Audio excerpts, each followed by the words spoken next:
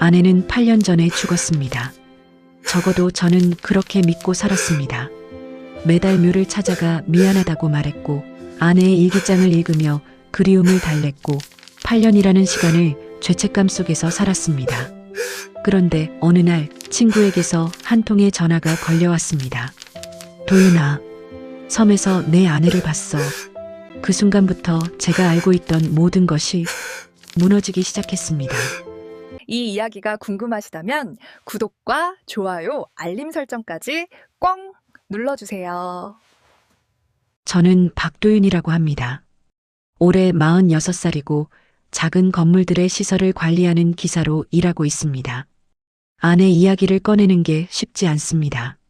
벌써 8년이나 지났지만 여전히 그날의 기억은 선명합니다. 2017년 가을, 아내 이지은은 갑작스러운 교통사고로 세상을 떠났습니다. 불과 35의 나이였습니다. 그때 저는 아내의 장례식조차 제대로 치르지 못했습니다. 어머니께서 갑자기 쓰러지셨거든요. 아내의 빈소가 차려진 그날 밤, 어머니는 심한 가슴 통증을 호소하며 응급실로 실려갔습니다. 의사 선생님은 급성 심근경색 진단을 내렸고 당장 수술이 필요하다고 했습니다. 저는 아내의 영정사진 앞에서 어머니가 실려가는 구급차를 바라봐야 했습니다. 장남이었던 저는 선택의 여지가 없었습니다. 아내의 장례는 처가 쪽 친척들이 서둘러 치러주셨고 저는 어머니 병실을 지켜야 했습니다. 3일장도 제대로 못 지켰습니다. 발인 때도 저는 중환자실 밖 복도에 앉아 있었습니다. 아내는 경기도 외곽의 한 공원묘지에 묻혔습니다. 제가 직접 자리를 정하지도 비석에 새길 글귀를 고르지도 못했습니다. 모든 건 처가 식구들이 대신해 주셨습니다. 저는 일주일 뒤에야 겨우 아내의 묘 앞에 설 수 있었습니다. 그날 묘역 앞에 섰을 때의 기분을 뭐라 표현해야 할까요? 차가운 화강암 비석에는 사랑하는 딸 이지은이라고만 새겨져 있었습니다. 아내도 아니고 엄마도 아닌 그저 딸이었습니다. 우리에게는 아이가 없었으니까요. 저는 그 앞에서 한참을 울었습니다. 제대로 된 작별 인사 한마디 못하고 보낸 아내에게 마지막까지 곁을 지키지 못한 남편으로서의 죄책감에, 그리고 이제는 영영 돌아올 수 없다는 현실 앞에서 무너졌습니다. 그 후 8년 동안 저는 한 달에 한 번씩 아내의 묘를 찾았습니다. 봄에는 아내가 좋아하던 개나리를, 여름에는 시원한 보리차를, 가을에는 밤과 대추를, 겨울에는 따뜻한 핫팩을 가져갔습니다. 말도 안 되는 짓이라는 걸 알면서도 저는 그렇게라도 하지 않으면 견딜 수가 없었습니다. 아내는 참 조용한 사람이었습니다. 말이 많지 않았고 자기 이야기를 잘하지 않았습니다. 결혼 생활 7년 동안 저는 아내에 대해 제대로 아는 게 별로 없었습니다. 친구가 누군지, 어떤 취미를 가졌는지, 무엇을 좋아하고 싫어하는지, 돌이켜보면 너무나 무심한 남편이었습니다. 그저 출근할 때 다녀오겠습니다 하면 조심히 다녀와요 라고 답하던 아내. 퇴근하면 늘 따뜻한 밥을 차려놓고 기다리던 아내. 어머니 병원에 함께 가자고 하면 묵묵히 따라와 주던 아내. 저는 그런 아내의 존재를 당연하게 여겼습니다. 8년이 지난 지금도 저는 가끔 문을 열면 아내가 왔어요? 하고 반겨줄 것만 같은 착각에 빠집니다. 그럴 때마다 텅 빈 거실이 저를 현실로 돌려놓습니다. 그렇게 아내는 제 기억 속에서 점점 희미해져 갔습니다. 목소리의 톤도, 웃을 때의 표정도, 걸을 때의 모습도 조금씩 흐릿해졌습니다. 사진 속 아내는 점점 낯선 사람처럼 느껴졌습니다. 저는 아내가 영원히 그렇게 제 과거 속에만 존재할 거라고 생각했습니다. 그저 한 달에 한 번 묘를 찾아가 인사를 나누고 명절 때 차례를 지내고 그렇게 천천히 잊혀져 갈 거라고 믿었습니다. 하지만 제 생각은 완전히 틀렸습니다. 3개월 전 모든 것이 뒤집어지기 시작했습니다. 제가 알고 있던 아내의 모습, 아내의 죽음, 그리고 지난 8년간의 기억들이 송두리째 흔들리기 시작했습니다. 그리고 그 시작은 한 통의 전화였습니다. 대학 동기이자 지금은 다큐멘터리 촬영 감독으로 일하는 친구 김태훈에게서 걸려온 믿을 수 없는 한 통의 전화였습니다. 아내 이지은은 기록하는 사람이었습니다. 이 사실을 저는 아내가 떠나고 나서야 알게 되었습니다. 아니, 정확히 말하자면 알려고 하지 않았던 것일지도 모릅니다. 장례를 치르고 한 달쯤 지났을 때였습니다. 어머니의 건강이 조금 회복되고 저도 겨우 일상으로 돌아가려 애쓰던 시기였습니다. 아내의 물건들을 정리해야 했습니다. 처가에서도 몇 번이나 전화가 왔습니다. 도윤아, 지은이 물건들 좀 정리해라. 그래야 내 마음도 정리가 될 거다. 하지만 저는 차마 손을 댈 수가 없었습니다. 옷장을 열면 아내의 옷들이 그대로 걸려 있었고 화장대에는 아내가 쓰던 화장품들이 그대로 놓여 있었습니다. 심지어 욕실 선반에는 아내가 쓰던 샴푸가 반쯤 남아 있었습니다. 그날도 저는 용기를 내서 아내의 옷장 앞에 섰습니다. 문을 열자 아내의 향기가 희미하게 풍겨왔습니다. 저는 한참을 그 앞에 서 있다가 겨우 옷 몇 벌을 꺼내 박스에 담기 시작했습니다. 그때였습니다. 옷장 맨 위 선반에서 낡은 상자 하나가 눈에 들어왔습니다. 먼지가 쌓인 걸 보니 오래된 것 같았습니다. 저는 의자를 가져다 놓고 그 상자를 꺼냈습니다. 상자를 열었을 때 저는 숨이 멎는 줄 알았습니다.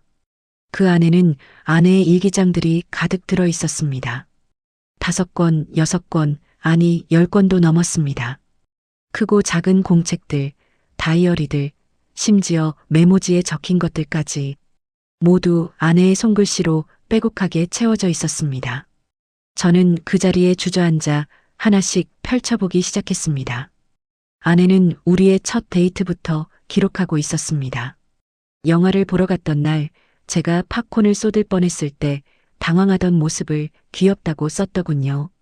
저는 그때 아내가 그런 생각을 하고 있었는지 전혀 몰랐습니다. 한강공원에서 프러포즈했던 날도 적혀 있었습니다. 아내는 제가 준비한 말을 까먹고 횡설수설하다가 결국 나랑 결혼해 줄래요? 라고만 한 게 웃겼다고 했습니다.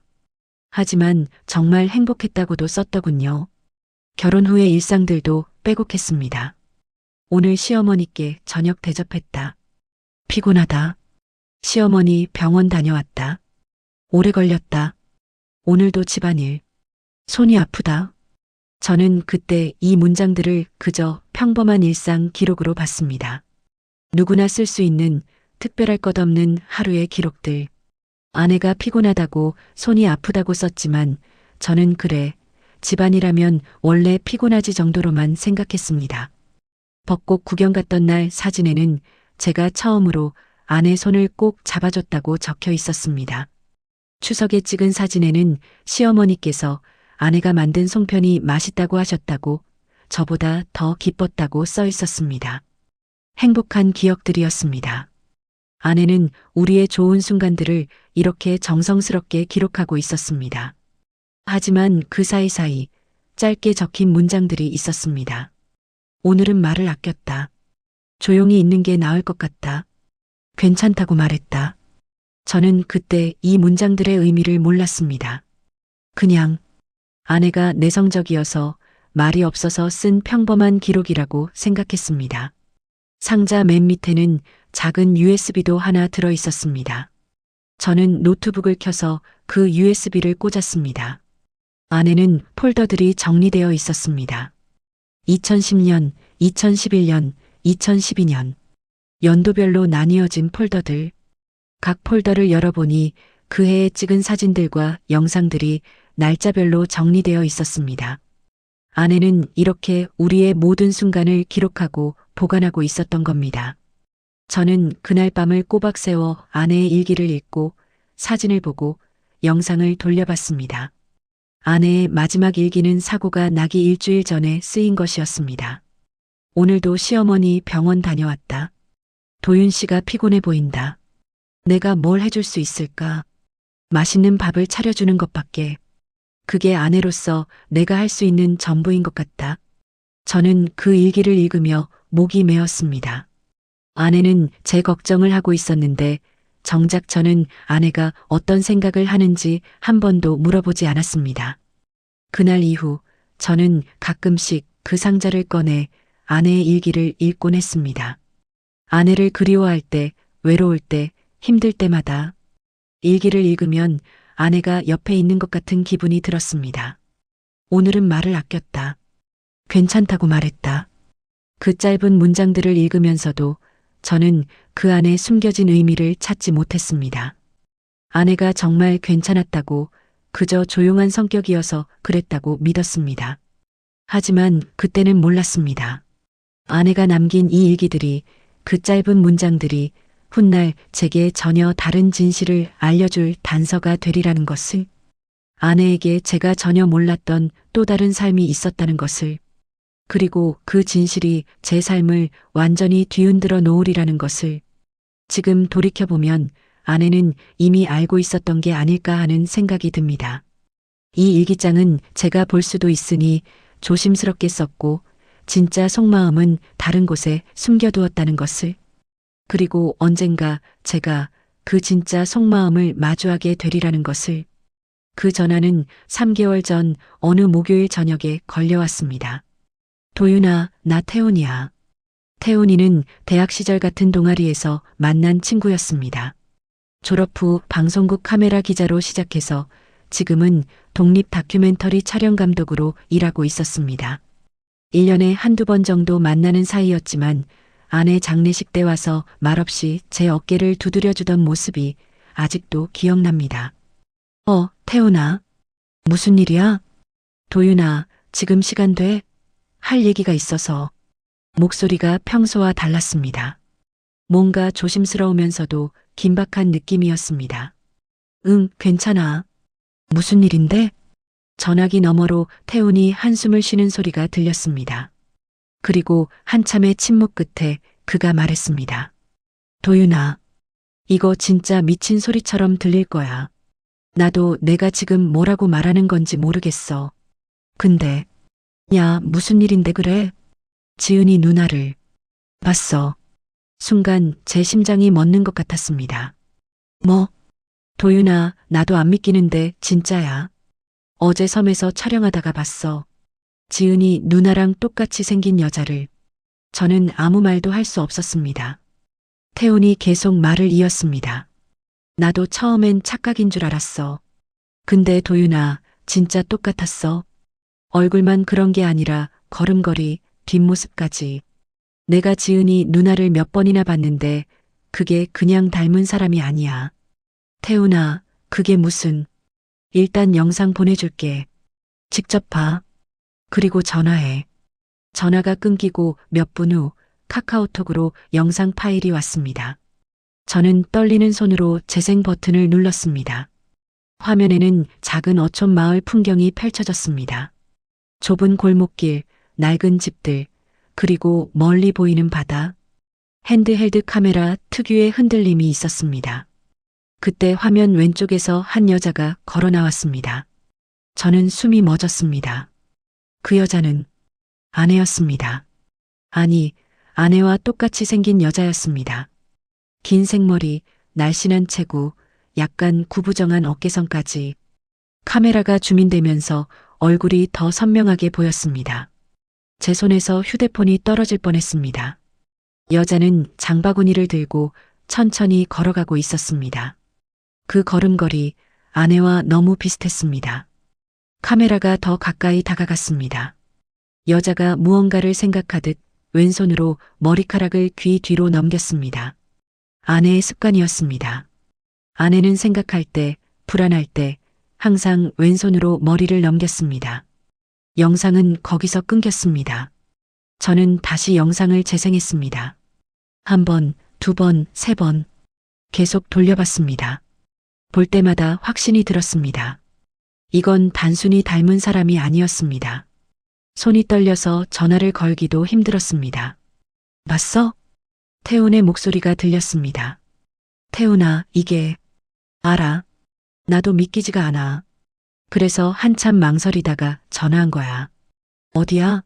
어느 섬이야? 전남 신안군 쪽 작은 섬이야. 흑산도에서 배로 30분 더 들어가야 하는 곳이야. 주민이 10명도 안 되는 작은 어촌 마을이고 저는 머리가 복잡했습니다. 아내는 8년 전에 죽었습니다. 장례를 치렀고 묘도 있습니다. 제가 매달 찾아가는 그 묘에 아내가 묻혀 있습니다. 도윤아, 그런데 이상한 게 있어. 태훈의 말에 정신을 차렸습니다. 뭐가? 내가 그 여자한테 다가갔거든. 처음엔 멀리서 촬영하다가 너무 놀라서 카메라 끄고 직접 가봤어. 그래서 지은이 누나 이름 불렀어. 지은 씨? 하고. 근데 도윤아. 태훈이 잠시 말을 멈췄습니다. 그 여자가 날 봤어. 똑바로 2미터도 안 되는 거리에서 날 쳐다봤는데 완전히 낯선 사람 보는 눈이었어. 무슨 말이야? 그러니까 날 모르는 눈빛이었다는 거야. 지은이 누나는 날 알잖아. 우리 같이 밥도 몇 번 먹고 너희 집들이 때도 왔었고. 근데 그 여자는 날 처음 보는 사람처럼 쳐다보더라고. 네? 하고 되묻는데 목소리는 비슷한데 억양이 달랐어. 그리고 그냥 가버렸어. 저는 할 말을 찾을 수 없었습니다. 그래서 내가 생각한 게 몇 가지야. 기억상실일 수도 있고 아니면 정말 너무 닮은 다른 사람일 수도 있고. 근데 도윤아, 솔직히 말하면 나도 잘 모르겠어. 그냥 내가 직접 봐야 할 것 같아서. 전화를 끊고 나서도 저는 한참을 멍하니 앉아 있었습니다. 8년입니다. 아내가 죽은 지 8년이 지났습니다. 그런데 어느 섬에 아내와 똑같이 생긴 여자가 살고 있다는 겁니까? 이게 말이 됩니까? 하지만 영상 속 그 여자는 분명 아내였습니다. 아니, 최소한 아내와 구분할 수 없을 만큼 똑같았습니다. 저는 그날 밤 한숨도 자지 못했습니다. 계속 영상을 돌려보고 아내의 사진들을 꺼내 비교하고 미쳐버릴 것 같았습니다. 다음 날 아침 저는 결심했습니다. 그 섬에 가봐야겠다고. 직접 가서 확인해야겠다고. 그 여자가 정말 아내인지 아니면 그저 놀랍도록 닮은 다른 사람인지. 섬으로 가는 배를 타기까지 일주일이 걸렸습니다. 회사에 급하게 휴가를 냈고 시어머니께는 친구 결혼식에 간다고 거짓말을 했습니다. 진실을 말할 수가 없었습니다. 8년 전에 죽은 며느리를 찾으러 간다고 어떻게 말할 수 있겠습니까? 태훈이 자세한 위치를 알려줬습니다. 목포에서 배를 타고 흑산도까지 간 다음 거기서 다시 작은 여객선으로 갈아타야 하는 곳이었습니다. 섬 이름은 소란도였습니다. 지도에서도 찾기 힘든 작은 점 같은 섬이었습니다. 배는 하루에 2번만 운행했습니다. 오전 9시, 오후 3시. 저는 오전 배를 탔습니다. 흑산도에서 소란도까지는 30분이 걸렸습니다. 파도가 거세서 배가 심하게 흔들렸지만 저는 그것도 느끼지 못했습니다. 머릿속이 온통 그 여자 생각뿐이었습니다. 섬에 도착했을 때는 오전 10시쯤이었습니다. 작은 선착장에 몇 명의 주민들이 물건을 나르고 있었습니다. 마을은 선착장에서 5분 정도 걸어 올라가야 나왔습니다.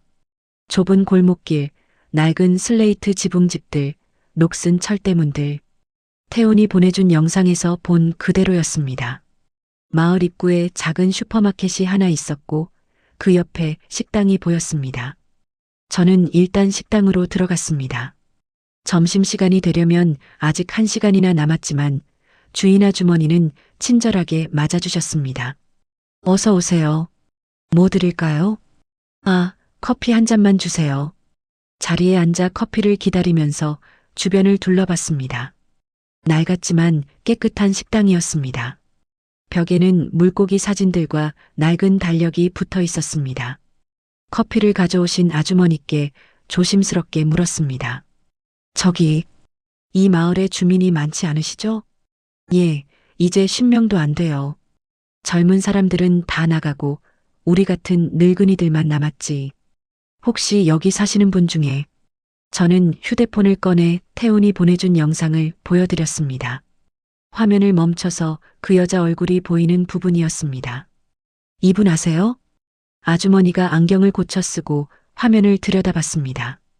그리고 고개를 끄덕였습니다. 아, 이거 은서 씨네요.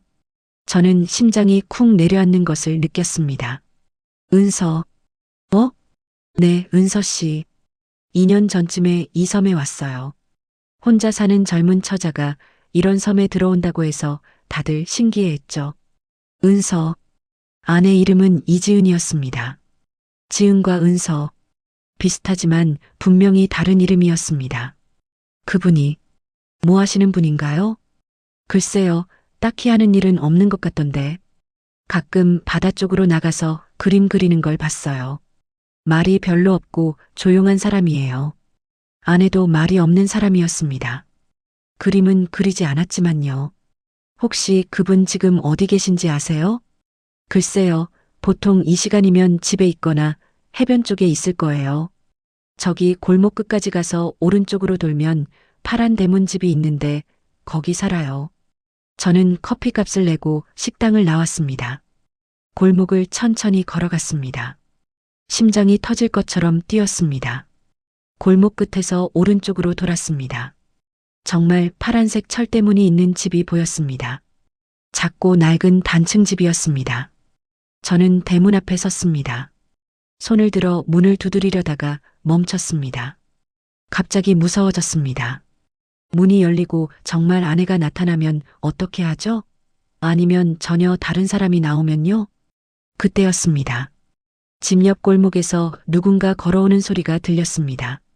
저는 본능적으로 뒤를 돌아봤습니다. 그리고 그 여자를 봤습니다. 20m 정도 떨어진 곳에서 한 여자가 걸어오고 있었습니다. 장바구니를 들고 천천히 영상에서 봤던 그대로 걸어오고 있었습니다. 아내였습니다.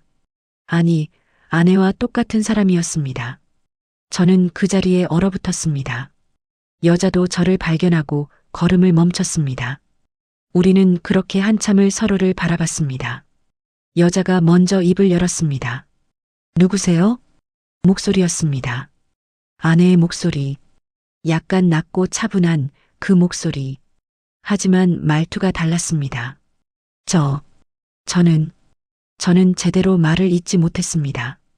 여자가 조금 더 가까이 왔습니다. 이제 10m도 안 되는 거리였습니다. 얼굴이 더 선명하게 보였습니다. 눈, 코, 입 모두 아내 그대로였습니다. 그런데 왼쪽 눈썹 끝에 작은 점이 있었습니다. 그리고 아내와 달리 차갑고 차분한 눈빛이었습니다. 저기, 길을 잃으셨어요? 여자가 다시 물었습니다. 아니, 그게 실례지만 혹시 성함이 왜요? 여자의 표정이 조금 굳어졌습니다. 죄송합니다. 제가 아는 사람이랑 너무 닮으셔서 그래서요? 냉정한 대답이었습니다. 아내는 이렇게 말하지 않았습니다. 아내는 항상 부드럽고 조심스러웠습니다. 여자는 저를 한 번 더 쳐다보더니 그냥 지나쳐서 파란 대문집으로 들어가 버렸습니다. 문이 닫히는 소리가 들렸습니다. 저는 그 자리에 서서 한참을 멍하니 있었습니다. 분명 아내였습니다. 얼굴, 목소리, 체구 모두 똑같았습니다. 하지만 동시에 아내가 아니었습니다. 걷는 모습은 같았지만 눈빛이 달랐습니다. 말투가 달랐습니다. 무엇보다 저를 전혀 알아보지 못했습니다. 저는 천천히 그 집을 떠나 해변으로 향했습니다. 파도 소리를 들으며 앉아서 생각했습니다. 이게 대체 무슨 일입니까? 아내가 살아있는 건가요? 기억을 잃은 건가요? 아니면 정말 다른 사람인 건가요? 하지만 저는 알고 있었습니다. 이건 시작에 불과하다는 것을, 진실은 제가 생각하는 것보다 훨씬 더 복잡하고 아프다는 것을. 그날 저녁 저는 섬에 있는 유일한 민박집에 묵었습니다. 민박집 주인 할머니는 70대쯤 되어 보이는 분이었습니다. 저녁 식사로 된장찌개와 생선구이를 내오시며 말씀하셨습니다. 손님, 여기는 볼 게 없는데 뭐하러 오셨어요? 그냥 조용한 곳에서 좀 쉬고 싶어서요. 그래요? 쉬기엔 좋지. 여기 오는 사람이 1년에 몇 명이나 될까? 밥을 먹으면서 저는 조심스럽게 물었습니다. 할머니, 혹시 이 마을에 은서 씨라는 분 아세요? 할머니의 얼굴이 환해졌습니다. 은서? 알지. 착한 애지. 말은 별로 없지만 예의 바르고 가끔 내 밭일 도와주러 오기도 해요. 그분이 여기 오신 지 얼마나 되셨어요? 2년 반쯤 됐나? 2022년 봄에 왔으니까. 처음엔 다들 의아해했어요. 40살도 안 된 젊은 여자가 혼자 이런 섬에 들어온다고 해서 2022년 봄 아내가 죽은 지 5년 후였습니다. 그분이 왜 이 섬에 오셨는지 아세요? 글쎄요, 자세히는 모르지. 한번 물어본 적 있는데 그냥 조용히 살고 싶어서요라고만 하더라고. 그 이상은 말을 안 해서 더 물어보지도 않았어요. 가족은 안 계세요? 있는지 없는지 모르겠어요. 한 번도 누가 찾아온 적이 없어요. 명절 때도 혼자 있고, 그래서 내가 가끔 밥이라도 같이 먹자고 하지. 저는 숟가락을 놓았습니다. 할머니, 실례가 안 된다면 그분 본명이 뭔지 아세요? 은서가 성까지 포함한 이름인가요? 할머니가 잠깐 생각하더니 고개를 저었습니다. 성은 잘 모르겠어요. 그냥 다들 은서 씨, 은서야 하고 불러서 신분증 같은 걸 본 적도 없고 여기 사람들은 그런 거 신경 안 써요. 착하게 살면 그만이지. 다음 날 아침 저는 일찍 일어나 마을을 돌아다녔습니다. 작은 섬이라 1시간이면 다 둘러볼 수 있었습니다. 파란 대문집 앞을 지날 때마다 멈칫했지만 문을 두드릴 용기가 나지 않았습니다. 어제 그 차가운 눈빛이 자꾸 떠올랐습니다. 오전 11시쯤 저는 해변 쪽으로 갔습니다. 작은 방파제가 있었고 그 끝에 누군가 앉아 있었습니다. 그 여자였습니다. 은서라고 불리는 아내와 똑같이 생긴 그 여자. 스케치북을 무릎에 놓고 무언가를 그리고 있었습니다. 식당 아주머니 말대로 그림을 그리고 있었던 겁니다. 저는 천천히 다가갔습니다. 여자는 제 발소리를 들었을 텐데 돌아보지 않았습니다. 그냥 계속 그림을 그리고 있었습니다. 10m쯤 떨어진 곳에서 저는 멈춰 섰습니다. 여자가 그림 그리는 모습을 지켜봤습니다. 왼손으로 스케치북을 잡고 오른손으로 연필을 쥐고 있었습니다. 아내는 오른손잡이였는데 이 여자는 달랐습니다. 그림을 그리다가 고개를 갸웃거리는 모습도 아내와는 조금 달랐습니다. 그때 여자가 갑자기 말했습니다. 저를 보지도 않은 채 계속 서 계실 거예요? 저는 당황했습니다. 죄송합니다. 그냥 바다를 보고 있었습니다. 어제 그분이죠? 여자가 드디어 고개를 돌렸습니다. 표정 없는 얼굴로 저를 쳐다봤습니다. 네, 죄송합니다. 어제는 실례를 했습니다. 누굴 찾으세요? 그게 저는 잠시 망설이다가 솔직하게 말하기로 했습니다. 제 아내랑 너무 닮으셔서요. 제 아내는 8년 전에 세상을 떠났습니다. 그런데 우연히 그쪽을 영상에서 보게 됐고 너무 놀라서 이렇게 찾아왔습니다. 여자의 표정이 조금 풀렸습니다. 경계하던 눈빛이 약간 부드러워졌습니다. 그러셨군요. 그런데 전 당신의 아내가 아니에요. 알고 있습니다. 다만 혹시 쌍둥이 자매가 계신가요? 여자의 눈빛이 흔들렸습니다. 순간적으로 뭔가가 스쳐 지나가는 것 같았습니다. 왜 그렇게 생각하세요? 얼굴이 정말 똑같거든요. 제 아내 이름은 이지은이었습니다. 혹시 여자가 스케치북을 덮었습니다. 그리고 일어났습니다. 제 이름은 은서예요. 그리고 전 외동딸이에요. 거짓말일지도 모른다고 생각했습니다. 저는 확신했습니다. 방금 제가 쌍둥이 얘기를 했을 때 그 눈빛의 변화를 놓치지 않았습니다. 혹시 본명을 여쭤봐도 될까요? 성함까지. 왜요? 그게 중요한가요? 여자의 목소리가 다시 차갑게 식었습니다. 제 아내와 관계가 있으신 것 같아서요. 너무 닮으셨어요. 전 당신의 아내를 모릅니다. 그리고 제 개인정보를 왜 알려드려야 하는지 모르겠네요. 여자가 스케치북을 들고 걷기 시작했습니다. 저를 지나쳐 마을 쪽으로 향했습니다. 잠깐만요. 저는 다급하게 불렀습니다. 여자가 멈춰섰습니다. 돌아보지는 않았습니다. 제 아내는 말이 별로 없는 사람이었습니다. 조용하고 혼자 있는 걸 좋아했어요. 그쪽처럼요. 여자의 어깨가 미세하게 떨리는 게 보였습니다. 얼굴만 닮은 게 아니에요. 분위기, 말투, 뭔가 느낌이 비슷합니다. 이게 그냥 우연일 수 있을까요? 한참의 침묵이 흘렀습니다. 파도 소리만 들렸습니다. 여자가 천천히 고개를 돌렸습니다. 이번엔 눈빛이 달랐습니다. 슬픔이 섞여 있었습니다. 돌아가세요. 여기서 찾으시는 사람은 없어요. 하지만 제발요. 그냥 돌아가세요. 여자의 목소리가 떨렸습니다. 그리고 다시 걷기 시작했습니다. 이번엔 빠르게 거의 뛰듯이 저는 그 뒷모습을 바라봤습니다. 아내가 슬플 때 보였던 모습이 어렴풋이 떠올랐습니다. 완전히 똑같지는 않았지만 뭔가 비슷한 느낌이 들었습니다. 그 순간 저는 확신했습니다. 이 여자는 아내와 관계가 있습니다. 단순히 닮은 것이 아닙니다. 분명히 연결고리가 있습니다. 그리고 그 여자도 알고 있습니다. 뭔가를 숨기고 있습니다.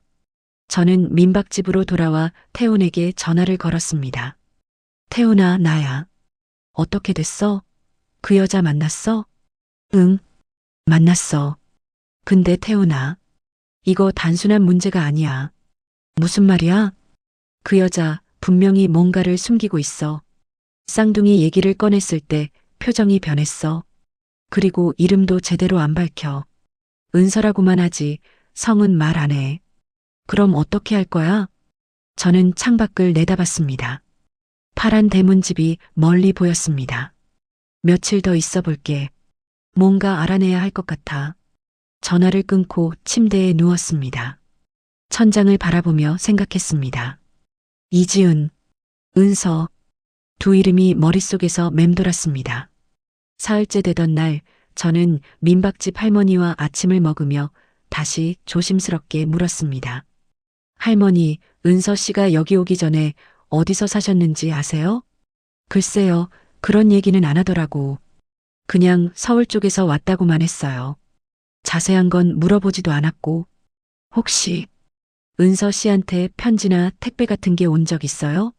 할머니가 고개를 갸웃거렸습니다. 택배? 가끔 오지. 그런데 왜 그걸 물으시는지. 혹시 발신인 이름을 보신 적이 있으세요? 아이고, 그런 건 신경 안 썼는데. 그런데 손님, 왜 그렇게 은서한테 관심이 많으세요? 혹시? 아닙니다. 정말 제 아내와 너무 닮아서 그냥 궁금할 뿐입니다. 그날 오후 저는 다시 해변으로 갔습니다. 혹시 은서를 또 만날 수 있을까 싶어서였습니다. 하지만 방파제는 텅 비어 있었습니다. 마을을 걷다가 우체국 앞을 지나게 됐습니다. 아주 작은 우체국이었습니다. 문득 생각이 들어 안으로 들어갔습니다. 어서 오세요. 60대쯤 되어 보이는 우체국 직원이 반겼습니다. 실례지만 혹시 이 마을에 사시는 은서 씨라는 분 아세요? 은서 씨요? 알죠. 가끔 소포 받으러 오시는데 혹시 그분 본명을 아시나요? 등기나 택배 받을 때 신분증 확인 같은 거 하시잖아요. 직원이 난처한 표정을 지었습니다. 그건 개인정보라서요. 함부로 알려드릴 수가 없습니다. 저는 그분이 가족일 수도 있는 사람입니다. 가족이요? 저는 휴대폰을 꺼내 아내 사진을 보여줬습니다. 이 사람이 제 아내입니다. 8년 전에 세상을 떠났는데 은서 씨가 제 아내와 너무 닮았어요. 혹시 쌍둥이 자매가 아닐까 싶어서요. 직원이 사진을 자세히 들여다봤습니다. 그리고 놀란 표정을 지었습니다. 아, 정말 닮았네요. 근데 은서 씨는 자기가 외동이라고 했는데 성이라도 알 수 있을까요? 제발 부탁드립니다. 직원이 한참을 망설이더니 작은 목소리로 말했습니다. 이 씨입니다. 이은서. 그런데 정말 가족이 맞으시면 본인한테 직접 물어보시는 게 감사합니다. 정말 감사합니다. 저는 우체국을 나왔습니다. 손이 떨렸습니다. 이은서. 아내 이름은 이지은. 같은 성, 비슷한 이름. 우연이라고 하기엔 너무 많은 것들이 일치했습니다. 저는 바로 파란 대문집으로 향했습니다. 이번엔 망설이지 않고 문을 두드렸습니다. 한참 후에 문이 열렸습니다. 은서가 놀란 표정으로 저를 봤습니다. 왜 또? 이은서 씨 맞죠? 은서의 얼굴이 굳었습니다. 어떻게? 제 아내 이름은 이지은이었습니다. 성도 같고 이름도 비슷하고 얼굴도 똑같습니다. 이게 우연일 리 없잖아요. 은서가 문을 닫으려고 했습니다. 저는 급하게 문을 잡았습니다. 제발요. 그냥 진실만 알려주세요. 제 아내와 무슨 관계인지. 쌍둥이 자매 맞죠? 손 치우세요. 대답해 주세요. 제발. 은서의 눈에 눈물이 맺혔습니다. 왜 이러세요? 왜 저를 이렇게 괴롭히세요? 괴롭히려는 게 아닙니다. 그냥 진실이 알고 싶을 뿐입니다. 8년 동안 제 아내가 죽었다고 믿고 살았는데 그 아내와 똑같이 생긴 사람이 여기 살고 있잖아요. 제가 미칠 것 같지 않겠어요? 은서가 한참을 저를 바라보더니 깊은 한숨을 쉬었습니다. 들어오세요. 집안은 작고 깔끔했습니다. 최소한의 가구만 있었고 벽에는 그림 몇 점이 걸려 있었습니다. 바다 풍경이었습니다. 은서가 차를 내왔습니다. 우리는 마주 앉았습니다. 맞아요. 은서가 먼저 입을 열었습니다. 저는 이지은 언니의 쌍둥이 동생입니다. 저는 숨이 멎었습니다. 예상했던 대답이었지만 실제로 들으니 충격이 컸습니다. 그럼 왜? 언니가 살아있을 때 저희는 연락하지 않았어요. 아니, 못했어요. 왜요? 은서가 고개를 숙였습니다. 저희 집안 얘기부터 해야 할 것 같네요. 아버지는 목사였어요. 아주 엄격한 분이셨죠. 어머니도 독실한 신자였고요. 은서는 천천히 말을 이어갔습니다. 저희가 10살 때였어요. 언니와 제가 너무 닮아서 부모님은 한 명만 키우기로 결정했어요. 쌍둥이가 집안에 불길하다는 교회 어른들의 말 때문이었죠. 그게 무슨... 언니는 집에 남았고 저는 시골 큰아버지 댁으로 보내졌어요. 부모님은 교회 사람들한테 저를 죽었다고 했대요. 실제로 호적에서도 저를 지웠고요. 저는 말문이 막혔습니다. 20살 때까지 저는 큰아버지 집에서 살았어요. 언니와 연락도 못했어요. 부모님이 절대 금지했거든요. 그러다가 21살 때 언니가 몰래 저를 찾아왔어요. 그때 처음 다시 만난 거예요? 네. 10년 만이었죠. 언니는 울면서 미안하다고 했어요. 자기 때문에 제가 버려졌다고. 하지만 그건 언니 잘못이 아니었어요. 은서의 눈에서 눈물이 흘러내렸습니다. 그 후로 우리는 몰래 만났어요. 부모님 몰래 1년에 한두 번씩. 언니가 결혼한다고 했을 때도 저는 결혼식에 갈 수 없었어요. 부모님이 알면 안 되니까. 그럼 지은이가, 아내가 저한테 당신 얘기를 한 번도 안 한 이유가, 언니는 저 때문에 평생 죄책감을 갖고 살았어요. 그래서 제 존재를 숨긴 거예요. 언니는 제가 불행하게 자란 걸 자기 탓이라고 생각했거든요. 그런데 어떻게 언니가 돌아가신 걸 아셨어요? 큰아버지가 보고 기사를 봤어요. 그때 저는 해외에 있었고 장례식에도 못 갔어요. 못 간 게 아니라 가지 않았어요. 왜요? 은서가 저를 똑바로 쳐다봤습니다. 언니가 죽기 한 달 전에 저한테 편지를 보냈어요. 마지막 편지였죠. 은서는 일어나서 서랍에서 낡은 편지 여러 통을 꺼냈습니다. 아내의 손글씨였습니다. 읽어보세요. 저는 떨리는 손으로 편지를 펼쳤습니다. 편지를 펼치는 제 손이 떨렸습니다. 아내의 손글씨였습니다. 8년 전 아내가 살아있을 때 쓴 그 익숙한 글씨. 은서야, 잘 지내고 있니? 나는 요즘 많이 힘들어. 몸도 마음도. 시어머니 병세가 점점 안 좋아지고 있어. 도윤 씨는 매일 병원과 집을 오가면서 지쳐가고 나는 그런 도윤 씨 옆에서 아무것도 해줄 수 없는 게 너무 답답해. 그런데 은서야, 내가 알잖아. 내가 시집 온 첫날부터 얼마나 힘들었는지. 내가 그동안 너한테 보낸 편지들 다 읽어줘서 고마웠어. 결혼 초부터 시어머니는 나한테 차가웠어. 니까짓게 제대로 배운 것 없이 시집 온 주제에 시집살이가 원래 이런 거야 라는 말을 매일같이 들었어. 도윤 씨 앞에서는 착한 어머니처럼 구시지만 둘만 있으면 완전히 다른 사람이 되시거든. 내가 기억하지? 전에도 편지로 하소연했었잖아. 내가 차려놓은 밥상을 엎으시니 간이 싱겁다고 하시면서 요리도 제대로 못하는 주제에 무슨 아내냐고 하셨던 거. 그때도 난 도윤 씨한테 말 못했어. 5년 동안 계속 그랬어. 매일 작은 일들로 나를 억눌렀어. 내가 입는 옷, 내가 만나는 친구, 내가 하는 모든 일에 간섭하셨어. 그런데 은서야, 어제는 정말 더 이상 못 참겠더라. 시어머니가 내 휴대폰을 몰래 보셨대. 그리고 너한테 보낸 메시지를 발견하신 거야. 쌍둥이 동생이라는 단어를 보셨어. 내가 감히 나한테 거짓말을 했어? 쌍둥이 동생이 있었어? 하시면서 소리를 지르셨어. 나는 아니라고 오해라고 말했지만 안 믿으시더라.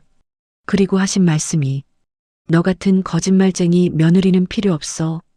당장 이 집에서 나가였어. 은서야, 내가 알잖아. 내가 5년 동안 얼마나 참고 견뎠는지. 내한테 보낸 수십 통의 편지들, 울면서 쓴 그 편지들. 너는 항상 언니 도윤 씨한테 말해라고 했지만 난 할 수가 없었어. 도윤 씨는 장남이잖아. 어머니를 모시는 게 당연하다고 생각하는 사람이야. 내가 어머니 때문에 힘들다고 말하면 도윤 씨는 얼마나 괴로워할까. 나는 도윤 씨를 사랑해. 정말 사랑해. 하지만 이 생활은 더 이상 못하겠어. 은서야, 내가 만약 없어지면, 아니, 내가 만약 이 집을 떠나게 되면 도윤 씨한테 절대 연락하지 마. 제발. 도윤 씨는 착한 사람이야. 너무 착해서 평생 어머니 곁을 떠나지 못할 사람이야. 나 때문에 더 힘들어지면 안 돼. 나는 도윤 씨가 자유로웠으면 좋겠어. 나 때문에, 시어머니 때문에, 이 모든 것 때문에 묶여있지 않았으면. 그러니까 제발 내가 없어져도 도윤 씨를 찾지 마. 그냥 모르는 척 해줘. 미안해, 은서야. 내가 너한테 너무 무거운 부탁을 하는 거 알아. 하지만 너밖에 없어. 사랑해, 내 동생. 지은 언니가. 편지를 다 읽고 나서 저는 한참을 멍하니 앉아 있었습니다. 이게 무슨 뜻입니까? 목소리가 떨렸습니다. 은서가 일어나서 방 안쪽 서랍을 열었습니다. 그리고 묶음으로 된 편지들을 꺼내 제 앞에 놓았습니다. 언니가 저한테 보낸 편지들이에요. 결혼하고 나서부터 계속. 저는 떨리는 손으로 편지 묶음을 집었습니다. 수십 통이 되어 보였습니다. 언니는 결혼 첫날부터 힘들어했어요. 은서가 조용히 말했습니다. 시어머니는 언니를 며느리가 아니라 하인처럼 대했대요. 설거지를 3번씩 다시 시키고 친구 만나는 것도 못마땅해 하고 언니가 입는 옷 하나까지 간섭했어요. 그런데 왜 저한테는, 언니는 당신한테 말할 수 없었어요. 편지에 계속 그 얘기가 나와요. 도윤 씨는 어머니 때문에 이미 너무 힘들어한다. 내가 더 짐이 되면 안 된다고. 은서가 편지 하나를 꺼내 보여줬습니다. 이건 언니가 결혼 2년 차에 보낸 거예요. 시어머니가 언니가 차려놓은 밥상을 엎으셨대요. 간이 싱겁다고. 그리고 요리도 제대로 못하는 주제에 무슨 아내냐고 하셨다고. 저는 그 편지를 받아들었습니다. 아내의 떨리는 글씨가 보였습니다. 4년 차에는 더 심해졌어요. 병원에 매일 따라오라고 하셨는데 병실에서는 언니한테 심부름만 시키셨대요. 커피 사오라고, 이불 정리하라고, 간호사 부르라고. 저는 몰랐습니다. 알 수가 없었죠. 언니가 당신 앞에서는 괜찮은 척 했으니까요. 은서가 또 다른 편지를 꺼냈습니다. 언니가 도윤 씨한테 말해야 할까? 아니야, 말할 수 없어. 도윤 씨는 어머니 때문에 이미 너무 힘들어하고 있어라고 썼어요. 제 눈에서 눈물이 흘러내렸습니다. 7년 동안 아내가 그렇게 힘들었는데 언니는 떠나려고 했어요. 그 집을, 그 결혼 생활을 떠나려고 했어요. 은서가 마지막 편지를 가리켰습니다. 그런데 그 일주일 후에 사고가 났죠. 저는 고개를 저었습니다. 아니, 그럴 리가 없어요. 아내가 그렇게 힘들었다면 왜 저한테 말을 안 했겠어요.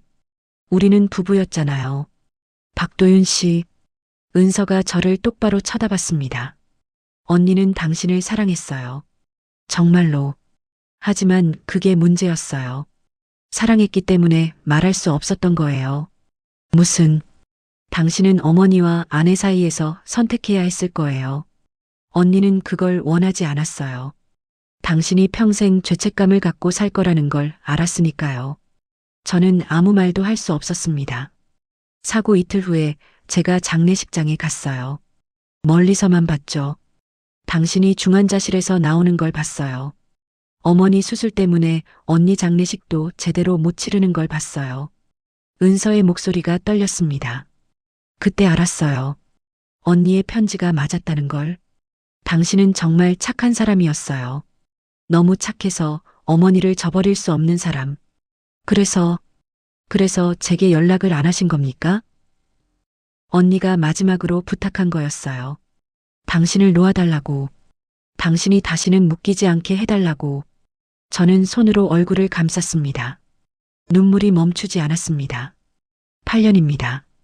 8년 동안 저는 아무것도 몰랐습니다.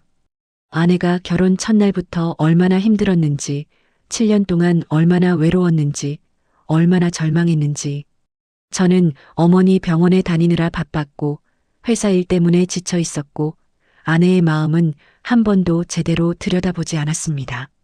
언니가 돌아가시고 나서 저도 한동안 방황했어요. 은서가 계속 말했습니다. 언니를 구하지 못한 제 자신이 미워서 살 수가 없었어요. 그래서 도망쳤어요. 해외로, 시골로, 이 섬까지. 언니 생각이 안 나는 곳으로. 그런데 왜 이름을? 이은서는 제 본명이에요. 하지만 10년 동안 쓰지 못한 이름이었죠. 호적에서 지워졌으니까요. 20살 때 다시 호적을 복원했지만 그때는 이미 다른 이름으로 살고 있었어요. 은서가 창밖을 바라봤습니다. 이 섬에 왔을 때 처음으로 제 본명을 쓰기로 했어요. 언니가 못다 산 인생을 제가 대신 살아보려고요. 쌍둥이니까 제가 언니 목까지 살면 되잖아요. 저는 편지를 다시 읽었습니다. 아내의 마지막 문장. 제발 내가 없어져도 도윤 씨를 찾지 마. 그냥 모르는 척 해줘. 당신을 자유롭게 하려고. 당신이 더 이상 어머니와 며느리 사이에서 힘들어하지 않게. 은서가 제 손을 잡았습니다. 박도윤 씨, 언니는 당신을 원망하지 않았어요. 마지막까지 당신을 사랑했어요. 그러니까 제발, 이제는 놓아주세요. 언니를 그리고 당신 자신을. 저는 그날 밤 민박집으로 돌아와 밤새 울었습니다. 아내의 편지들을 몇 번이고 읽었습니다. 그리고 깨달았습니다. 저는 아내를 잃은 게 아니었습니다. 아내의 선택을, 아내의 사랑을, 아내의 마지막 바람을 8년 동안 모르고 살았던 겁니다. 아내는 저를 사랑했기 때문에 말하지 못했고, 저를 자유롭게 하려고 떠나려 했고, 마지막 순간까지 저를 생각했습니다. 그런데 저는 8년 동안 무엇을 했습니까? 한 달에 한 번 묘를 찾아가 사과하고 아내를 제대로 지키지 못한 죄책감에 살았습니다. 하지만 정작 아내가 살아있을 때는 아내의 마음을 한 번도 제대로 들여다보지 않았습니다. 다음 날 아침 저는 일찍 일어났습니다. 밤새 잠을 이루지 못했지만 이상하게 머리는 맑았습니다. 8년 만에 처음으로 뭔가 명확하게 보이는 기분이었습니다. 저는 은서의 집으로 향했습니다. 아침 7시였지만 파란 대문 앞에는 이미 은서가 서 있었습니다. 작은 가방을 들고 있었습니다. 어디 가세요? 제가 물었습니다. 해변이요. 아침마다 그림 그리러 가거든요. 같이 가도 될까요? 은서가 잠시 망설이다가 고개를 끄덕였습니다. 우리는 나란히 해변으로 걸었습니다. 아무 말 없이 파도 소리만 들렸습니다. 방파제에 도착해서 은서는 스케치북을 꺼냈습니다. 저는 그 옆에 앉았습니다. 은서 씨, 네. 어제 집에 가서 계속 생각했습니다. 은서가 그림 그리는 손을 멈췄습니다. 저는 정말 형편없는 남편이었습니다. 그렇게 생각하지 마세요. 아니, 사실이에요. 저는 바다를 바라봤습니다. 아내가 힘들 때 옆에 없었고, 아내의 마음을 들여다보지도 않았고, 시어머니와 아내 사이에서 눈치도 못 챘습니다. 7년 동안 같은 집에 살면서도 아내가 매일 울고 있었다는 걸 몰랐어요. 언니는 당신을 사랑했어요. 알아요. 그게 더 아픕니다. 아내는 저를 사랑해서 참았고 저를 위해 떠나려고 했는데 저는 그 사랑을 8년 동안 몰랐으니까요. 은서가 저를 바라봤습니다. 그런데 어젯밤 깨달은 게 있습니다. 뭔데요? 저는 계속 과거에 살고 있었어요. 8년 동안 묘 앞에 서서 사과하고 죄책감을 느끼고 아내를 잃은 슬픔에 갇혀 있었죠. 저는 은서를 똑바로 쳐다봤습니다. 하지만 그게 아내가 원한 게 아니었잖아요. 아내는 저를 자유롭게 하고 싶었던 거잖아요. 은서의 눈에 눈물이 맺혔습니다. 저는 이제야 알았습니다. 제가 아내를 잃은 게 아니라 아내의 선택을 8년 동안 모르고 살았다는 걸. 박도윤 씨, 아내는 저를 사랑했기 때문에 말하지 못했고 저를 위해 떠나려고 했어요. 그게 아내의 마지막 사랑이었던 거죠.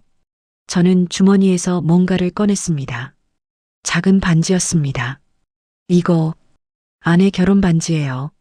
사고 후에 유품으로 받았는데 8년 동안 제 지갑에 넣고 다녔습니다. 은서가 그 반지를 봤습니다. 어제까지만 해도 이 반지를 볼 때마다 죄책감을 느꼈어요. 내가 아내를 지키지 못했구나라고 생각했죠. 하지만 이제는 알겠어요. 아내가 정말 원했던 게 뭔지. 저는 일어섰습니다. 아내는 제가 이 반지를 보면서 과거에 갇혀 있길 원하지 않았을 거예요. 제가 자유롭게 행복하게 살기를 바랐을 겁니다. 그럼 저는 오늘 서울로 돌아갑니다. 은서가 놀란 표정으로 저를 봤습니다. 그리고 아내 묘에 갈 겁니다. 하지만 이번엔 사과하러 가는 게 아니에요. 그럼 감사하다고 말하러 갑니다. 7년 동안 저와 함께 해줘서 끝까지 저를 사랑해줘서 그리고 저를 자유롭게 해주려고 했던 아내의 마음에 감사하다고. 저는 은서의 손을 잡았습니다. 은서 씨도 이제 언니를 놓아주세요. 언니가 못다 산 인생을 대신 살려고 하지 말고 은서 씨 자신의 인생을 사세요. 은서가 울기 시작했습니다. 언니는 제가 행복하길 바랐을 거예요. 쌍둥이니까 언니 목까지 살라는 게 아니라 그냥 은서로서 행복하게 살라고 했을 거예요. 저도 그렇게 생각해요. 우리는 한참을 그렇게 서 있었습니다. 바다를 바라보며 각자의 슬픔을 내려놓으며 오후 3시 배를 타기 전 저는 은서와 작별 인사를 나눴습니다. 박도윤 씨, 은서가 저를 불렀습니다. 언니가 당신을 만나서 행복했을 거예요. 힘들었지만 그래도 당신을 사랑했으니까요. 저도 아내를 만나서 행복했습니다. 이제야 그걸 깨달았네요. 은서가 미소 지었습니다. 처음 보는 밝은 미소였습니다. 가끔 연락해도 될까요? 형부로서. 그러세요. 저도 언니 얘기 나눌 사람이 필요해요. 배가 섬을 떠났습니다. 저는 갑판에 서서 점점 멀어지는 소란도를 바라봤습니다. 은서가 작게 손을 흔들고 있었습니다. 서울로 돌아오는 길, 저는 곧장 아내의 묘로 향했습니다. 8년 동안 한 달에 한 번씩 찾아왔던 그곳. 하지만 이번엔 마음이 달랐습니다. 묘 앞에 섰습니다. 차가운 화강암 비석. 사랑하는 딸 이지은이라고 새겨진 글씨. 저는 무릎을 꿇고 앉았습니다. 지은아. 처음으로 아내 이름을 불렀습니다. 8년 동안 여보라고만 불렀는데 이제야 이름을 부릅니다. 미안해. 8년 동안 계속 미안하다고만 했는데 오늘은 다른 얘기를 하러 왔어. 바람이 불었습니다. 고마워. 나를 사랑해줘서. 7년 동안 힘들었을 텐데 참아줘서. 그리고 마지막까지 나를 생각해줘서. 눈물이 흘렀습니다. 하지만 이번엔 죄책감의 눈물이 아니었습니다. 나는 형편없는 남편이었어. 내 마음을 몰랐고 내가 힘들 때 옆에 없었어. 어머니와 너 사이에서 눈치도 못 챘고. 하지만 지은아, 나 너를 사랑했어. 표현을 못했을 뿐이지 정말 사랑했어. 저는 주머니에서 아내의 결혼 반지를 꺼냈습니다. 이거 8년 동안 가지고 다녔어. 너를 잃은 죄책감으로. 하지만 이제 알겠어. 너는 내가 죄책감에 살길 원하지 않았다는 거. 저는 반지를 묘 앞에 놓았습니다. 여기 두고 갈게. 이제 나는 과거에 묶여 있지 않을 거야. 너를 잊는 게 아니라 너의 사랑을 기억하면서 살 거야. 저는 일어섰습니다. 그리고 지은아, 은서를 만났어. 내 동생. 참 많이 닮았더라. 얼굴만 닮은 게 아니라 분위기도. 은서한테 내 편지 받았어. 너희가 얼마나 서로를 아꼈는지 알았어. 그리고 너희 둘 다 이제 자유로워졌으면 좋겠어. 마지막으로 비석을 쓰다듬었습니다. 안녕, 지은아. 이제 더 이상 사과하러 오지 않을게. 대신 가끔 와서 우리 좋았던 추억 얘기하러 올게. 저는 묘역을 떠났습니다. 뒤돌아보지 않았습니다. 그날 처음으로 저는 아내를 붙잡지 않고 보내줄 수 있었습니다. 집으로 돌아오는 길, 저는 휴대폰을 꺼냈습니다. 그리고 은서에게 문자를 보냈습니다. 무사히 도착했습니다. 오늘 아내 묘에 다녀왔어요. 처음으로 사과가 아니라 감사 인사를 했습니다. 은서 씨 덕분입니다. 고맙습니다. 잠시 후 답장이 왔습니다. 저도 오늘 언니한테 편지 썼어요. 이제 언니 대신 사는 게 아니라 제 인생을 살겠다고. 박도윤 씨도 행복하세요. 저는 미소 지었습니다. 집에 도착해서 아내의 일기장 상자를 꺼냈습니다. 8년 동안 슬픔으로 읽었던 그 일기들. 하지만 이제는 달랐습니다. 아내의 사랑을 느낄 수 있었습니다. 힘들면서도 저를 생각했던 아내의 마음이 보였습니다. 마지막 페이지를 펼쳤습니다. 아내가 죽기 일주일 전에 쓴 글이었습니다. 오늘 도윤 씨가 피곤해 보여서 마사지를 해줬다. 도윤 씨가 고맙다고 했다. 그 한마디에 하루의 피로가 다 풀렸다. 나는 도윤 씨가 행복했으면 좋겠다. 정말로. 저는 일기장을 덮었습니다. 나도 당신이 행복했으면 좋겠어, 지은아. 어디 있든. 그날 밤 저는 8년 만에 처음으로 편안하게 잠들었습니다. 악몽도 없었고 죄책감도 없었습니다. 그냥 아내를 사랑했던 한 남자의 평범한 잠이었습니다. 혹시 여러분 곁에도 말하지 못하고 참고 있는 사람이 있지는 않으신가요? 이 이야기가 누군가의 작은 신호를 놓치지 않는 계기가 되었으면 합니다. 지금까지 시청해 주셔서 감사합니다.